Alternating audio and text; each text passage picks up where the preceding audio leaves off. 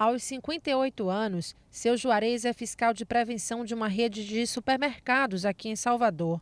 Há 7 anos na empresa, ele é um exemplo de dedicação e disposição. Vai desde a recepção de mercadoria, como fiscalização nos setores da loja, os produtos que estão expostos, qualidade, data de validade, tudo isso.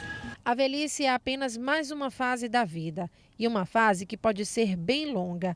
Quem sabe aproveitá-la comemora com doçura e alegria. Quando sai do trabalho, o funcionário que se aproxima da terceira idade ainda tem a netinha de 2 anos e 6 meses para agitar seus dias. Em casa, sim, tenho minha netinha Marina, que é muito agitada.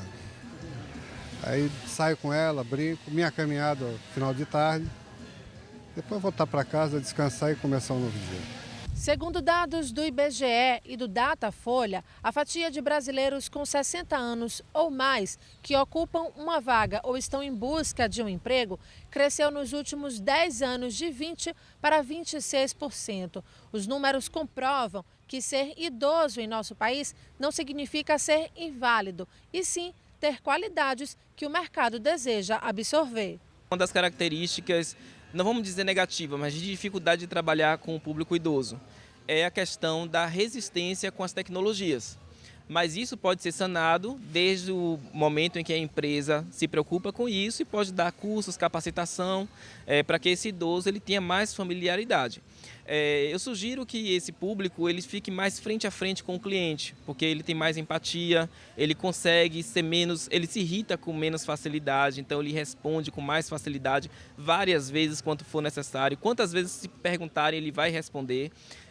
Uma outra dificuldade que ele tem é na tomada de decisão. Ele demora um pouco, porque ele precisa de comando, né? Então é um público que ele precisa ser bem orientado, ele precisa ser comandado para que ele execute uma tarefa. O jovem não, o jovem ele é mais impulsivo, ele vai lá e faz muitas vezes, recebe a bronquinha dele, recebe a suspensão dele muitas vezes pela impulsividade, mas o público idoso não, ele precisa de um comando, ele precisa de um direcionamento para ele tomar uma decisão, por isso que às vezes demora um pouco mais. De fato, os mais experientes possuem características que enchem os olhos de qualquer empresário no Brasil.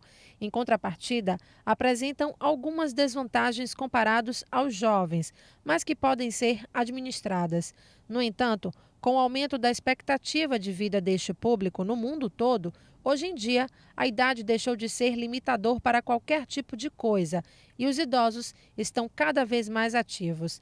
Aprender a envelhecer faz parte da educação de todas as pessoas. É preciso cuidado, atenção e respeito, como todo idoso merece. É uma realidade e graças a Deus isso vem mudando porque as empresas estão fazendo esse movimento. Então as empresas inteligentes, as empresas estão começando a mudar o seu pensamento em relação a isso, porque já não dá mais para a gente ficar naquela vulnerabilidade. Então por muito tempo se investiu nos jovens. Só que a gente está vendo hoje que precisa dar uma calmaria, né? As empresas precisam ter um pouquinho mais de fôlego. O índice de rotatividade, o índice de absenteísmo, de ausências, de faltas, de demissões e contratações tem aumentado muito e isso gera muito custo. E a gente tem um público aí, que é esse público idoso, acima de 50 anos, 60 anos, que é um público mais tranquilo, é um público mais calmo e que traz uma bagagem de experiência, não só profissional, mas também experiência de vida e que agrega muito para as organizações. Um bom exemplo é o Talentos Experientes em Ação, do local que seu Juarez é colaborador. O programa contrata pessoas acima de 50 anos para prestar serviço à empresa e o funcionário não pensa em parar tão cedo. Tudo de bom, é uma oportunidade que dá a todas nós, as pessoas maduras, de estar no mercado de trabalho.